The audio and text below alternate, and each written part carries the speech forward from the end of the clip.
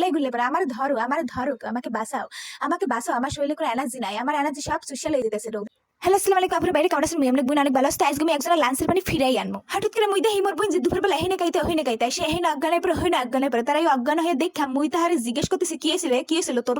ও কইতেছে আন্টি আমি মনে আর বাঁচবো না, আমার বুকটুক শুকাই যেতেছে, আমার লাঞ্চের পানি শুকাই গেছে। আমি শুনে তো অবাক, লাঞ্চের পানি কারো শুকায়? যাই হোক, তারপর তার অবস্থা তো খুবই খারাপ, সে বুকে হাত দিতেছে, বলতে আমি আর বাঁচবো না, আমি মনে আর বাঁচবো না, আমার লাঞ্চের পানি সব শুকাই গেছে। হ্যাঁ সে গুল্লে পরে আমার ধরো, আমার ধরো, আমাকে বাঁচাও, আমাকে বাঁচাও, আমার শরীরে কোনো এনার্জি নাই, আমার এনার্জি সব চুষে লয়ে যেতেছে রোদে। তারপর জানলা দিয়ে মেরে গাও আলো মুঝে বাঁচালো, মুঝে বাঁচালো, এই করতে করতে হে ফুলোটাই পড়ছে, ফুলোটাই পড়ে সে আবার এখানে এসে বসে বলছে আমার ঘুরায়, আমাকে বাঁচাও, আমাকে ধরো, আমাকে বাঁচাও, আমি আর বাঁচবো না, আমার পানি এইসব শুকাই গেছে লাঞ্চে। তার এইসব শুন না আমি তার লাঞ্চে পানি আনার জন্য দুইটা আম নিলাম, আম নিয়ে তারপর আম দুটো কুচি করে সুন্দরভাবে কাটতে নিলাম, কাটতে নেওয়ার একটা ব্যালেন্ডার নিলাম, ব্যালেন্ডারের ভিতরে সেই আমগুলো কুচি করে আমগুলো দিয়ে দেবো, দিয়ে দেওয়ার পর তারপর দিয়ে দেবো হলো একটা কাঁচামরিচ দেওয়ার পর তারপর দেবো চিনি দেওয়ার পর তারপর দিয়ে দেবো হলো আমি কি যেন একটু দিলাম, মোর একটু মনে নাই, বুঝতে পারছেন। তারপর দিয়েছিলাম গোলমরিচের গুঁড়া এবং বিট লবণ, এটা একটু মিক্স করা ছিল, সাথে ছিল ধনিয়ার গুঁড়া, তারপর দেবো লবণ, খাবার লবণ, তারপর দিয়ে দেবো পানি। কেউ চাইলে পুদিনা পাতা দিতে পারেন, মোর বোন যেবার পুদিনা পাতা খায় না এই তুমি দিই নাই। তারপর এটা সুন্দরভাবে ঢাকনা দিয়ে মিক্স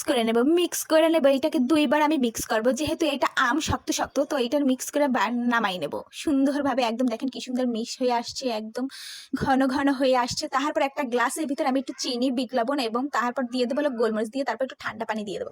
তারপরে মিক্স করা আমটা আমি এটা গ্লাসের ভিতরে ঢেলে দেবো। তো মোর আমটা একটু বেশি পড়ে গেছিলো, সেইটা আমি এবার চামচ দিয়ে উঠাই নিয়েছিলাম, বুঝতে পারছেন। তারপর এটা চামচ দিয়ে সুন্দরভাবে লাড়াচাড়া দিয়ে গুলে নেবো, পর তারপর দিয়ে বরফ উপরে, তারপর একটা আম কাটতে রাখা একটা আম সেটা সুন্দরভাবে গ্লাস উপরে দিয়ে সুন্দরভাবে সাজাই তাহার সামনে নিয়ে যাবো, তাহার নাকের কাছে আমি ধরবো। দেখেন সে কিভাবে অজ্ঞান হয়ে পড়ে আছে। সে আমের জুসে গ্রানুলাস কারেন্টের মতো ঝটকা দিয়ে উঠে বসছে। তারপর সে মুখে টান দিয়া আমার দিক তাকাই সে একটা লাল হাসি দিছে, কি সুন্দর তার লাল হাসি। তারপর সে আবার একটু চুমুক দিছে, চুমুক দিয়ে সে বুকে হাত দিয়ে বলতেছে আন্টি আমার লাঞ্চের পানি ফিরে আসছে, আমার বুকটা ঠান্ডা হয়েছে। আসলে লাঞ্চের পানি যে শুকাই যায় আমি জীবনে প্রথম হলাম, আসলে মুই প্রথম হলাম।